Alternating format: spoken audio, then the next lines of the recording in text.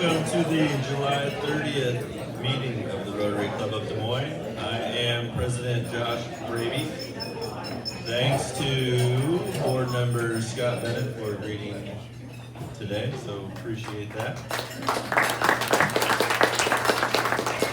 We will have a moment of inspiration once a month, so today Rich Leopold is going to provide our moment of inspiration, and then we will follow with the Pledge of Allegiance and the four-way test. So with that, Rich.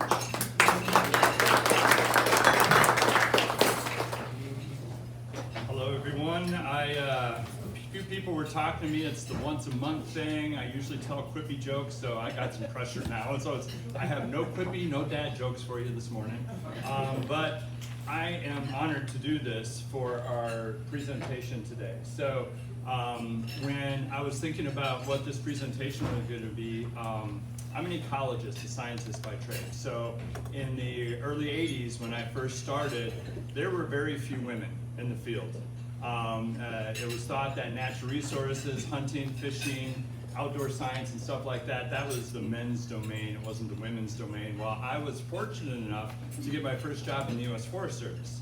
And in the Forest Service, that type of behavior is not allowed. And so I grew up side by side with women all the way through my career development. I came here to Iowa, and when I first started in the field in Iowa here, at the Iowa DNR, it was still a good old boys club. It really was. And I don't know if anybody remembers in East Village, the place that was Antlers. Anybody remember that old bar? Yeah, so it was a good old boy place. It had dead animals all over the wall and early posters and red meat sandwiches of unknown origin. It was just so that was DNR. And then there was transformations underway. And by the way, Antlers is now Gung Fu Tea. So there you go. But I was able to be at Iowa DNR when that was happening. For a brief period of time after that, I worked in the Obama administration as a science advisor.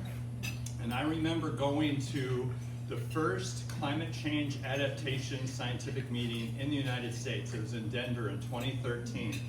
And I'm becoming a grumpy old white guy, right? So I've been working on climate change forever. I go to this conference and it's like, rah, rah, rah, rah, rah. So I get in this room with these brilliant scientists from all over the United States, all over the world, and I look out across the room, and one of the things I noticed is the chief demographic was middle-aged women. I'd never seen that before, and I tell you what, I get chills right now. I got a surge of hope, because it's like, if we can do this within the natural resources field, this, in my mind, starts leveling it out in other places. And I had written down, there was one time I went through this training that talked about discriminate, tolerate, and appreciate, right? When it comes to, and not just the women and the things we're going to hear about today, but this has to do with race, creed, religion, whatever, that when you discriminate, treating people badly or unfairly because they are not like you. It's illegal, it's stupid, it's immoral.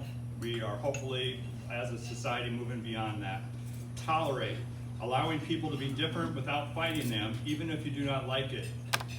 At a minimum, we should consider toleration, right? So I know with some groups of people, and sometimes that's the best you can do, but go to appreciate, enjoying or celebrating the rich variety of human differences. And that's where I think, as a society and as a Rotary member and as a club, we need to be, is not just oblivious of the differences and the histories and everything else, but how do we incorporate and appreciate and celebrate, take joy in our diversity? So with that, I would ask you to stand and join in the Pledge of Allegiance.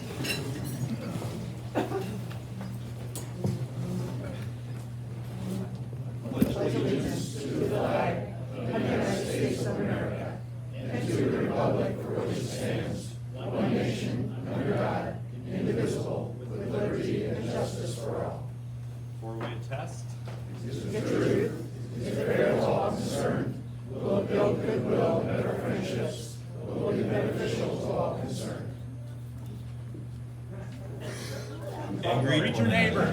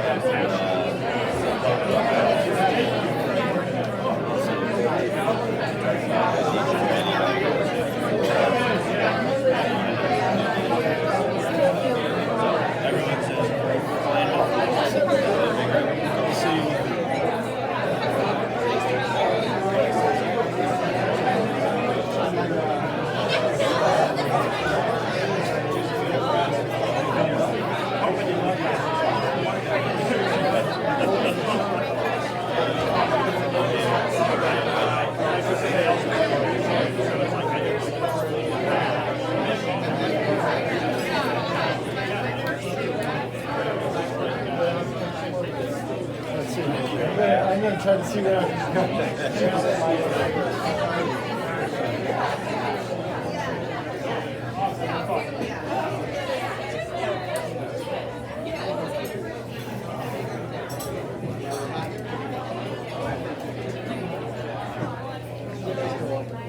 Sure is.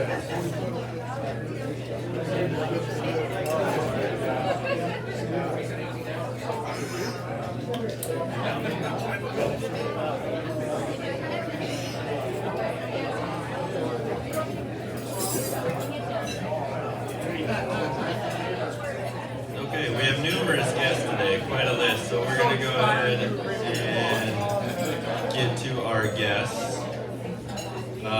For our guests, when we call your name, please stand, stay standing, and we'll welcome all of you at one time at the end. So our speaker, Claudia Schabel, has brought Carly Harper, Director of Development for Iowa Women's Foundation, so co-worker. Nakona Dayton has two prospective member guests today, Danielle Bartlett with IMAG, and then Carrie Bowens with IMAG/McGough. We were joking earlier that we forget that she's transitioned, so I've known Carrie for a long time. Steve Moran has co-worker Rhonda Clark-Leda. Dick Stauffer is hosting his grandson, who's attended a couple fuels of ours as well, so welcome Bryson. He's standing, you just can't see him.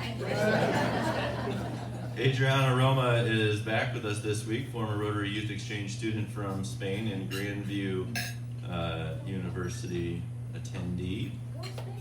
Yeah, missed all the World Cup celebration, unfortunately.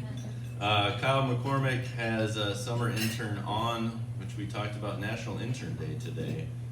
Brooke Fisher, so welcome Brooke. And then Elaine Estes is hosting Nicola Chase, Dean of St. Paul's Episcopal Cathedral. Sorry, that's a mouthful. Chris Anderson has CEO of Ellipsis, Kelly Hannon here today. And Jackie Norris is hosting Jen Newman, who is there she is. Past president of Cedar Rapids Daybreak Rotary Club and CEO of Tenova Marketing.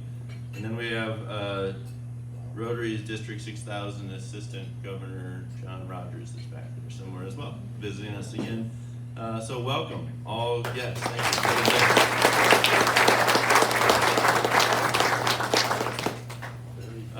Okay, birthdays. We have two birthdays and a newlywed. So happy birthday to Susan Voss and Jean Shelton and newlywed Carter Smith.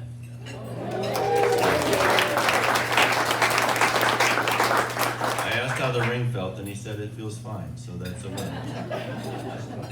So far, hang on to that. Okay, so with that we have a new member introduction today. New member Cameron Nicholson. Cameron currently serves as CEO for the YMCA of Greater Des Moines. He oversees 600 plus employees, 3 community activity centers, a residential camp in Boone, and a 140 bed supportive housing campus, and finds his time to join us at Rotary, so appreciate that. Cameron has a bachelor's degree in sports management from Northern Illinois University, was born and raised in Chicago, and has a son Jordan who currently attends DePaul University. So So as we traditionally do, we've asked Cameron a handful of questions. The first being, you've got a free day, what would we find you doing? Cameron said, on a golf course or a baseball game. Two great things. Cubs fan or Sox fan? Cubs. Good answer. We'll welcome you back up. Where have you traveled that you can't wait to go back to? He said Aruba. We'll talk more. What is the best advice that you've ever been given? And he said, listening is the highest form of hospitality. There you do not seek to change others, but to create the space where change can occur. What talent or skill do you possess that might surprise or delight people? In true following Rich's lead, he says he can occasionally tell a good joke. So with that, we welcome Cameron up to the podium. And what are you most looking forward to about being a Rotarian is what you get to share. And if there's a joke in there, you're welcome to share.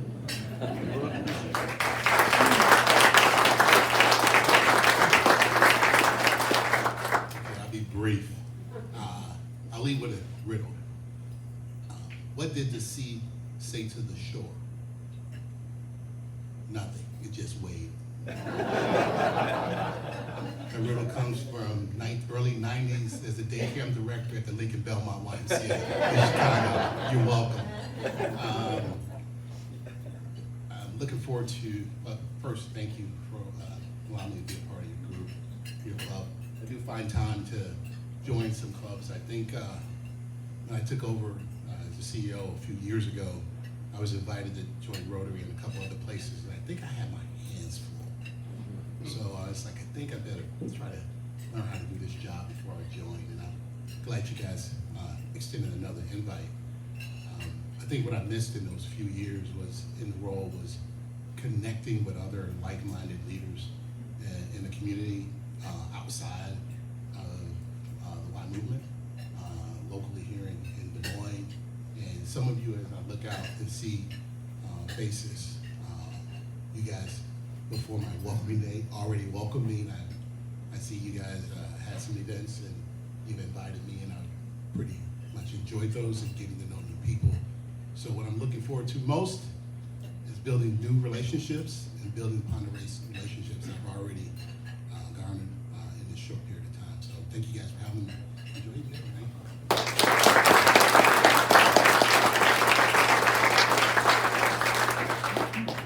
Welcome, Cameron. We really do appreciate you joining the club and circling back, and we're glad that the invitation was extended to you. So with that, President-elect Katy County will introduce today's program.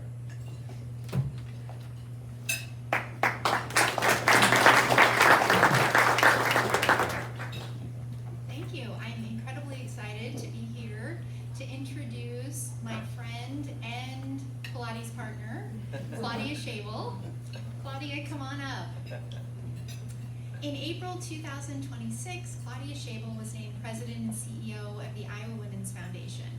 The Iowa Women's Foundation is a statewide 501c3 nonprofit. Claudia was born and raised in Brazil and lived and worked in Japan for 5 years prior to moving to Iowa in 1999. She earned a BA in International Relations from Drake University in Des Moines, where she made her home with her spouse Brad and their adorable golden retrievers, Charlie and Emmy Lou. I've seen pictures, they are in fact adorable. Her work background includes ownership of a workplace culture and leadership development consulting and training firm, Schabel Solutions, as well as employment at multinational Fortune 100 and 500 organizations, and a Des Moines-based nonprofit. For over 20 years, Claudia has been very active in the community as a volunteer. She currently serves on the Grandview University Board of Trustees, Capital Crossroads Regional Council, as well as the boards of the Science Center of Iowa, Greater Des Moines Botanical Center, and the West Des Moines Chamber of Commerce Advisory Council. Her many years of leadership within the community have led to honors and recognitions such as the Drake University Zimpelman College of Business Women's Impact Award in 2024, the Business Records list of business leaders you need to know in 2024, the Business Record Iowa State University Ivy College of Business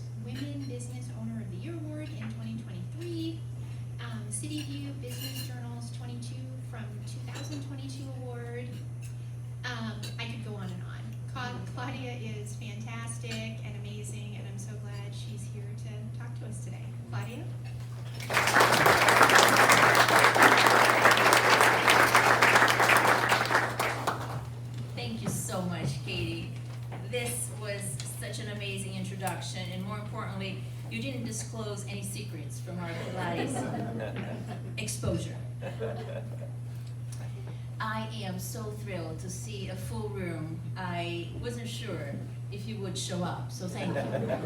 I am especially pleased that Bryson is here. So Bryson, thank you for coming. And it is an honor and privilege to be on this side of the lectern today. Thank you for the invitation. I know the programs committee doesn't take this task lightly. They were very thoughtful. And I want to extend my appreciation to Graham. Is Graham in the room? Not today. Well, hopefully he will see this, but Graham was very kind in extending the invitation and persisting. So thank you. Now, I am going to play a video. Kitty, hit it.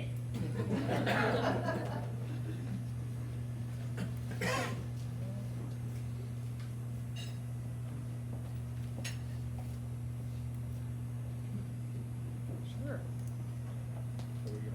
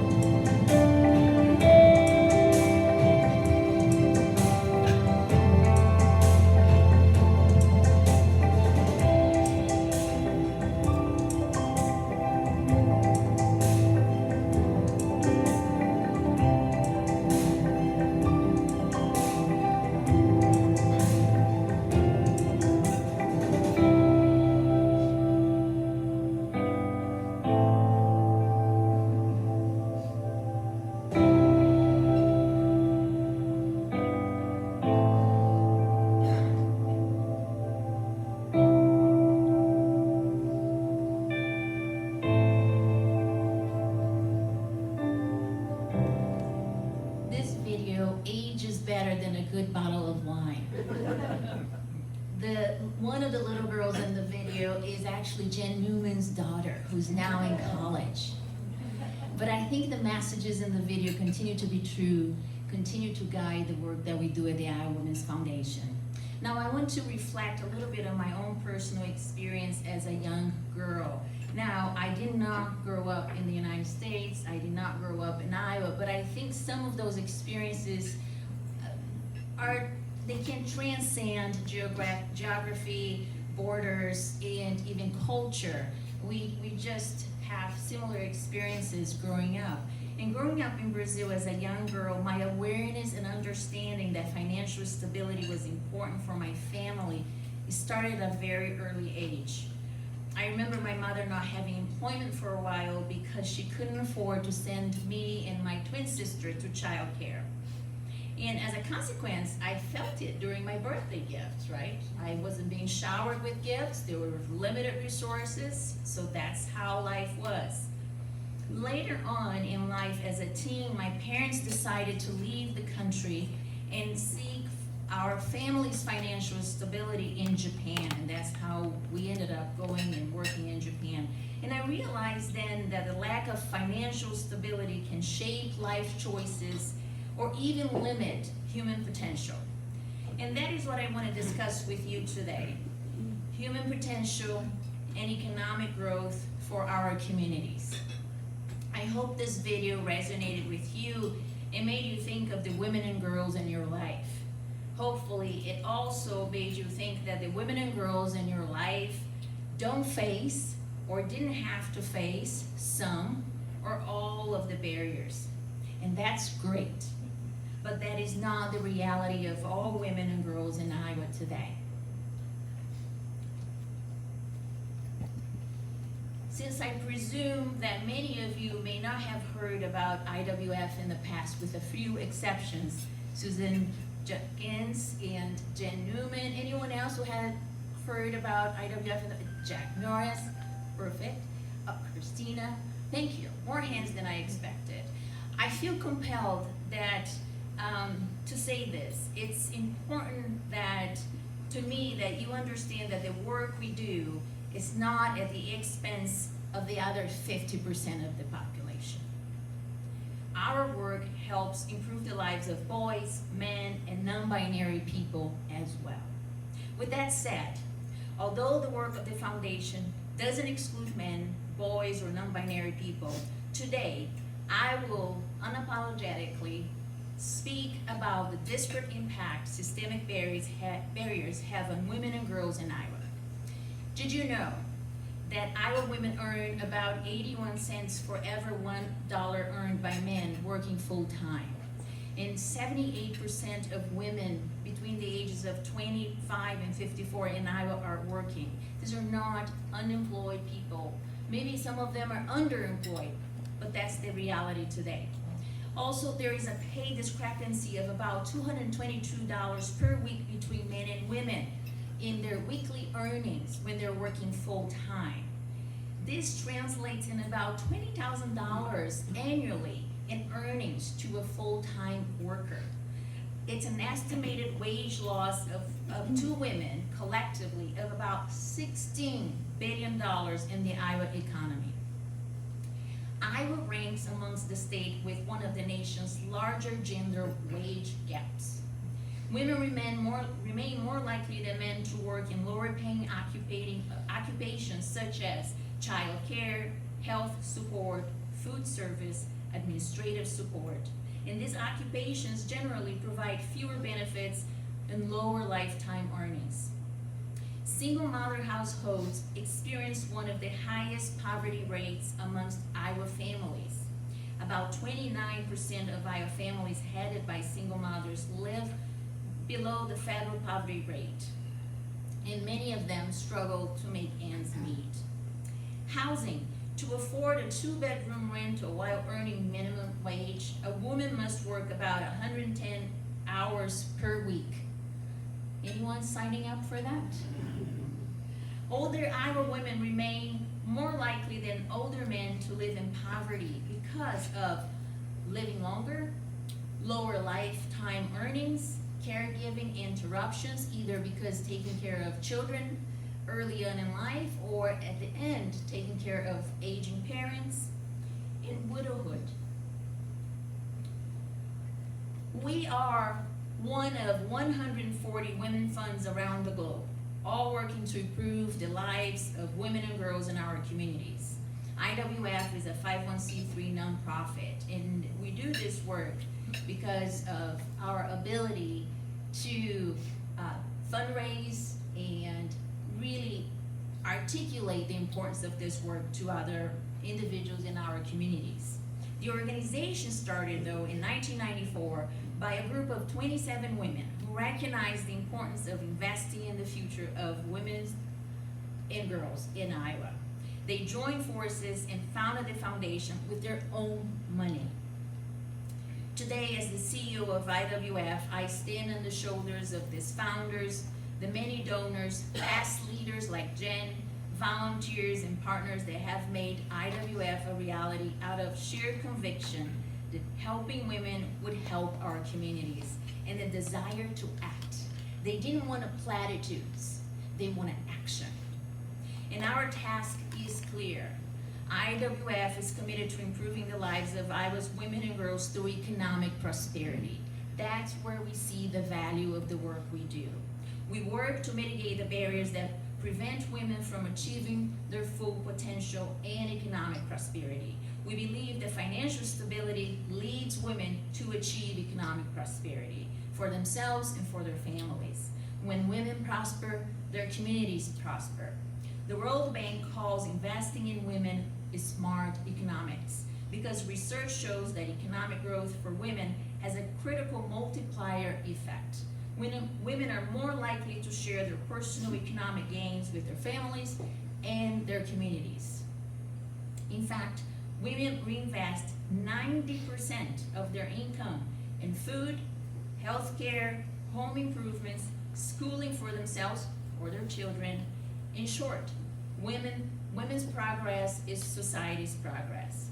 The founders laid the groundwork, and today, 5 key strategies for change are the focus of the foundation's activities.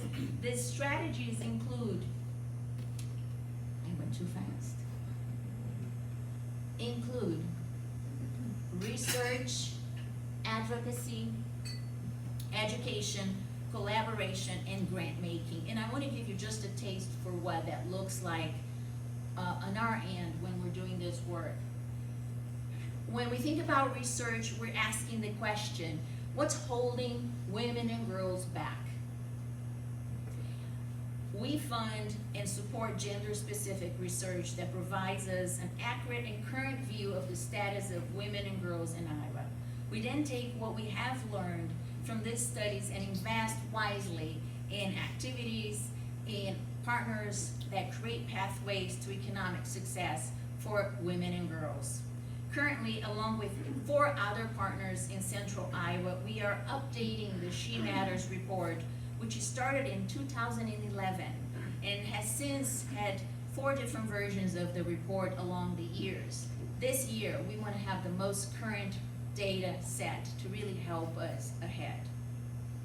We'll be taking this updated report around the state in the fall in Q1 of 2027.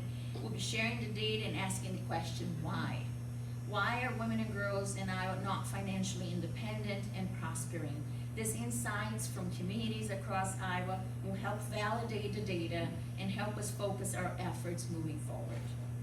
Currently, IWF is committed to also improving and building our research capacity so we can produce research more often and tell a better story about IWF and its impact in Iowa.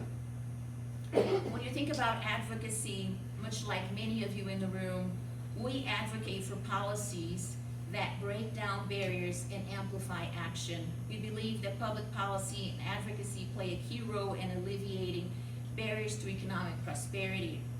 And our approach is nonpartisan. It's based on research and collaboration. We work with local communities, state level representatives, and really try to innovate and lead to positive economic change for Iowa's families, businesses, and communities.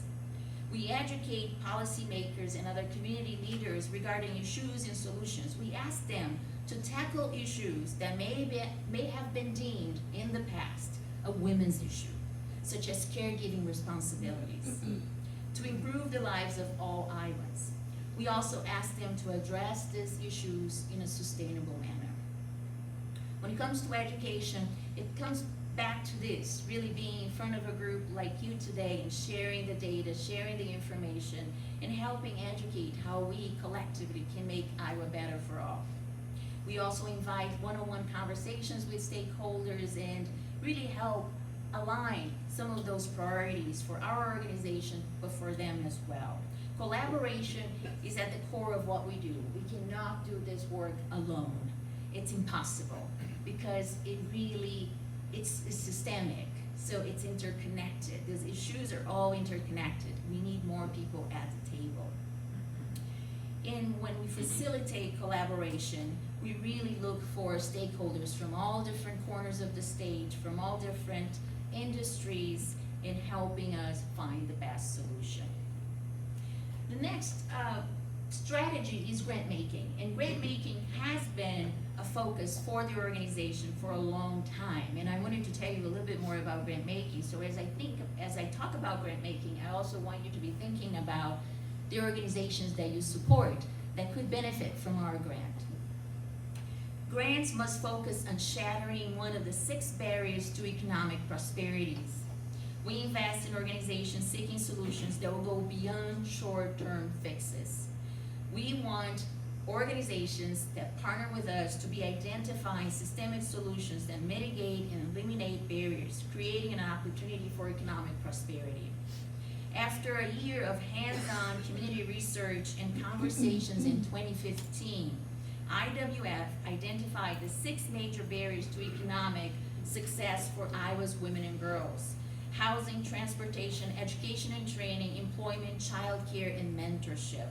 And as we continue to learn more about these barriers, we continue to use them as a framework for the work ahead and for our grant making as well. At the heart of IWF's work is our grant making. That's what we really pride ourselves in doing and doing well. In its first year in 1997, IWF funded 6 organizations by giving out a total of $10,000. Today, 32 years later, IWF is giving out $400,000. And we are in the midst of our grant making process right now. This week I have 3 reviews of about 58 applications that will be awarded one of the grants that we're giving. To be clear, we are a funder who awards grants to organizations addressing the needs of women and girls in Iowa. We are not a service provider. IWF provides funds to those organizations who provide the services.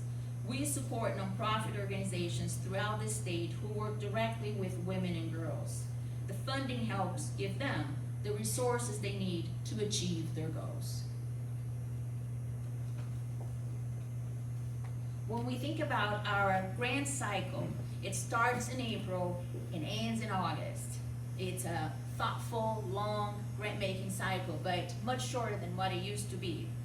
We announce our grantees at each year at our annual luncheon.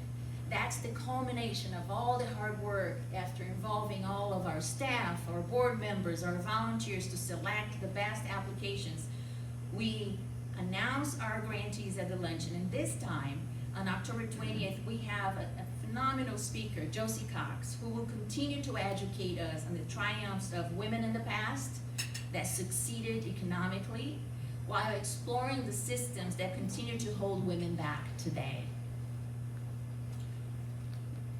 Over the past 30 years, IWF has awarded nearly $2 million in grants to over 300 organizations, benefiting more than 80,000 women and girls in 90 counties across Iowa. We have had a positive impact on financial literacy, housing, childcare, career development, skill building, job training, business growth, and mentorship. Last year alone, we had 13 grantees from different corners of Iowa. These grantees come from Ames, Dubuque, Urbandale, Davenport, Waterloo, Iowa City, Moravia, Sioux City, Sanborn, Clinton.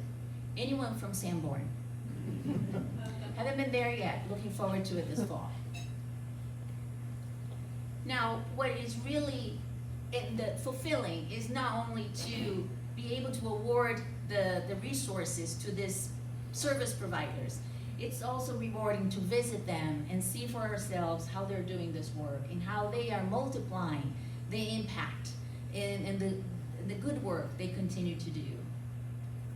These are some of our grantees from last year's and some of the visits, and my colleague Carly Harper is also in one of the pictures here. If you haven't met Carly, you should. Now, what is for me the most fulfilling and strategic approach to IWF is the fact that we utilize 2 approaches in our giving philosophy. All of our grantees provide some form of solution to our systemic barriers.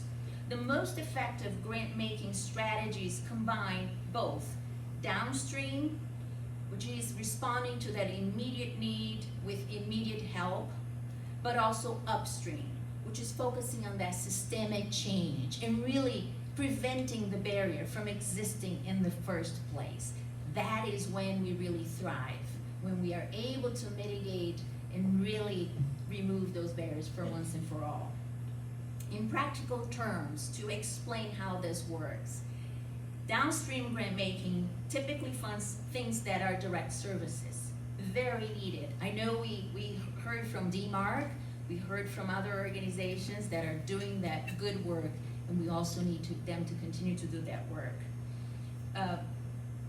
While this is important, we think that upstream is really about finding those long-term solutions. It's essential that we continue to think long-term, and that's what our grants are encouraging our service providers to do. I want to change gears a little bit and just give you an example in practice of how IWF has put into motion all the 5 strategies that I talked about, and how this approach of upstream and downstream come into play. Many of you may have noticed that IWF has worked in the space of childcare for the last decade and has been very successful. Just in 2024, there was an involvement in offering technical assistance to 9 pilot communities across Iowa. This was a contract with the Health and Human Services Department. And at the conclusion of that engagement, we had very good news to share.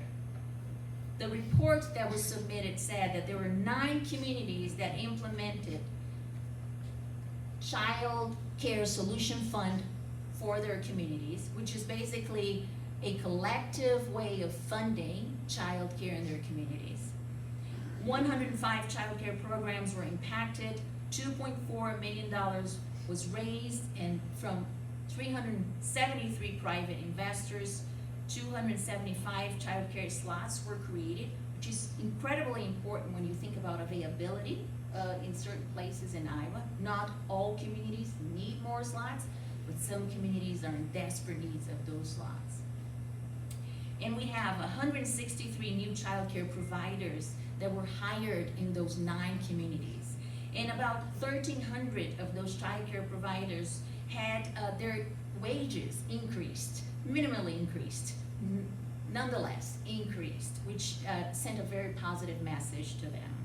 This Child Care Solutions Fund supported not only recruitment and retention bonuses, but a wage enhancement program for child care providers with an increase of $2 to $4 an hour. So over time, it allowed them to do a little bit more with their own paychecks. The public funds that funded this pilot program supported this project were one-time ARPA dollars that are no longer available. And it's unfortunate because these efforts cannot be replicated in the same fashion. Nonetheless, I am glad to inform that a lot of these communities that engaged in these pilot programs are continuing those conversations to continue to fund the Child Care Solutions Fund for themselves. So they continue to raise funds, continue those conversations, they meet and find different solutions. While working in this program, there were about 80 communities that were reached, worked with 150 plus businesses, 35 economic development and chamber leaders to really talk about these issues when we think about workforce and childcare. It was a very collaborative effort. We were able to talk about advocacy and how policy could also help change that. As of last year, we still had a staff that was working with 60 new communities to think about their own Child Care Solutions Fund. So this conversation continues to be a lively conversation in urban and rural areas in Iowa. I also wanted to highlight the business impact of solutions in barriers like this. You know, in some circles, maybe some communities might think childcare is really a parenting issue or a mother's issue. I don't have time to think about that. We helped elevate this conversation to help business leaders understand that this is a workforce issue. This is a community issue. And we have to jointly think about that. When you think about the shrinking options of childcare, we see an increase in absence of parents at work. We also see an increase in turnover. And that sums up to a total loss of about $781 million a year. Iowa loses an estimated $153 million annually in tax revenue due to childcare issues. And as a result, all combined, Iowa's economy loses about $935 million every year because we don't have a very good sustainable solution for childcare in all communities across Iowa. And as you know, turnover is expensive. It takes about 60% of an employee's annual salary to find their direct replacement. And we also understand that here in Iowa, families are paying 14% of their income for childcare, which is double the national rate considered affordable. We also think that it's important to talk about the benefits of employers thinking through childcare as a benefit for their employees. So we know that when we think about new families coming to Iowa and choosing employment, this is all going into the equation. I want to talk a little bit about one more facet of this very complex issue, childcare. We found out in the work that we're doing with the pilot communities that it was very difficult to solve childcare in terms of affordability and accessibility if we didn't have the workforce. So what we found out is that we needed to incentivize the childcare providers to stay in their profession. We needed to retain them so they could do the work that they were doing. And as you know, this profession, it is one of the lowest paying professions and occupations in Iowa, so it's very difficult for them to make ends meet as well. I think this is important to note that we have seen a slight increase in the median wage for childcare providers, but again, it's insufficient to achieve financial stability and economic prosperity over time. $13 an hour will not pay the bills.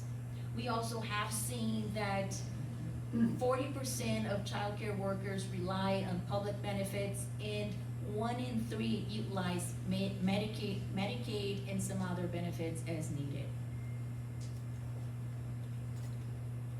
I'm going to skip this, okay? Yes. So I wanted to talk a little bit about our philosophy and really help all of you understand that we believe in real change and we believe it needs to be systemic. At the Iowa Women's Foundation, we address barriers using our framework for sustainable change. Real change doesn't come from one-off solution or one-time investment. Change comes from research, advocacy, policy, partnerships, investments to identify and address the complex and interconnected barriers that keep economic prosperity out of reach for women and girls. Real change needs to be systemic. This work is more than philanthropy. It's an investment in Iowa's workforce. It's an investment in Iowa's businesses, Iowa's families, Iowa's future, and human potential. When women prosper, Iowa prospers. Thank you.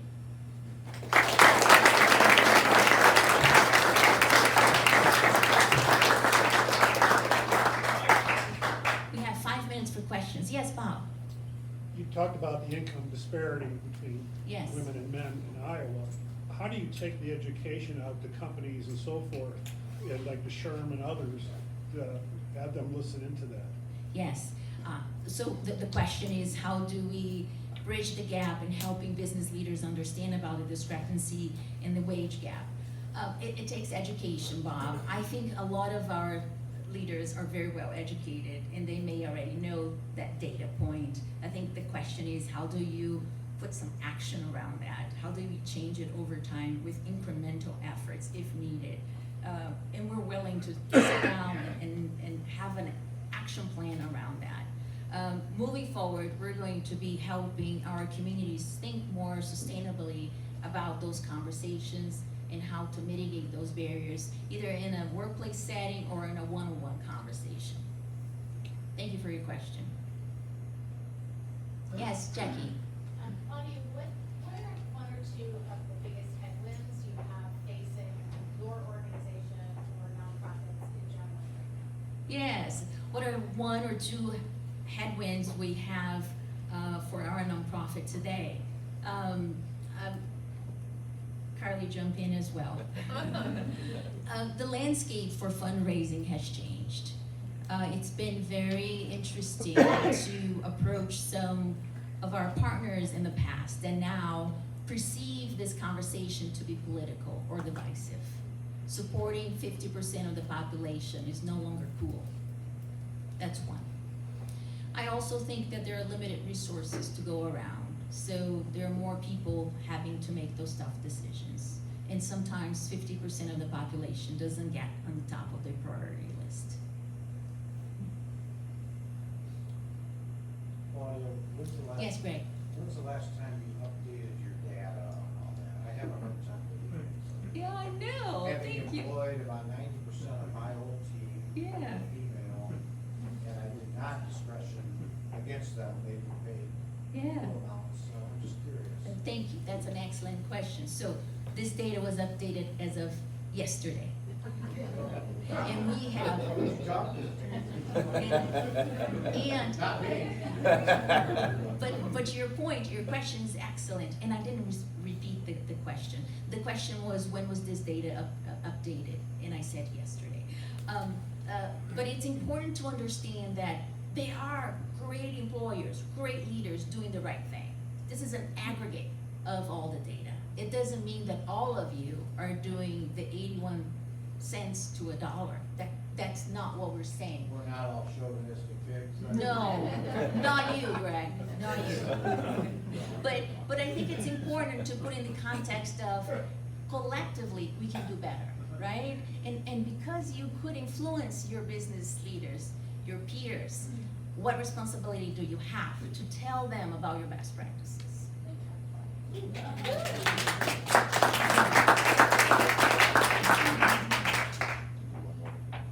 One more question. Going once. Yes. Do you have an endowment, or how much do you have to raise in funds for the year? Yes, thank you for that question. We fundraise on behalf of all the organizations that we fund. So we have a small endowment, and in the future, we plan to grow that endowment, but right now we have a very small endowment. And so every dollar we give away is because we had to fundraise. Thank you so much for your time.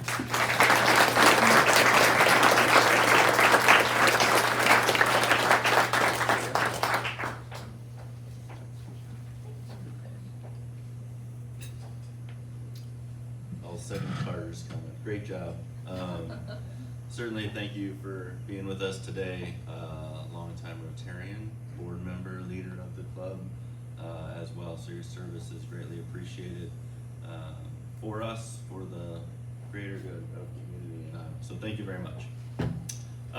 Okay, upcoming speakers. We have next week, Kevin Nordmeyer will be here. I hear Law and Disorder might be back next week and I'm gone, so Tim is bringing back the Law and Disorder, I'm pretty sure. If not, we'll make sure he does. August 13th, Reynolds Kramer, CEO of Fairway, will be here, and then August 20th, Tim Rittmont will be here, talking about the development for Market District. So, upcoming events, we've got tonight is Golf Fellowship. Hopefully the rain is holding off, but we'll have some fun tonight. August 11th is pickleball at Valley View Park, so certainly let Sam know if you're interested in attending that. And then the Bourbon Fellowship on August 12th at Christie's house. She's going to host Bring Your Own Bourbon evening. And then a couple events. So September 15th, we've talked about kind of a member guest 2-person golf fellowship at Waveland, and then the new member social, which invites for that will be coming out here later this week or early next week with information to follow. But I kind of wanted to talk a little bit about how this is teed up with the kind of fun fellowship with golf. It's a good opportunity just to bring a prospective member. They don't have to be great golfers, but it's going to be a good afternoon for us to get out and talk about Rotary for a handful of hours. And then we would encourage you to invite them to the Des Moines Arts Center on the 24th for an evening of music and food and drink, and the galleries will be open. And then the week after that, October 1st, we've got Jamie Pollard is going to be our speaker at Rotary. So kind of a 3-tier process that was put in order and purpose to try to really make a strong push to get some new members started with Rotary this fall. With that being said, thank you all for being with us today. Thank you to all of our guests, great handful of guests. Good to see you all with us today. Make the most of your Rotary journey. We are officially adjourned.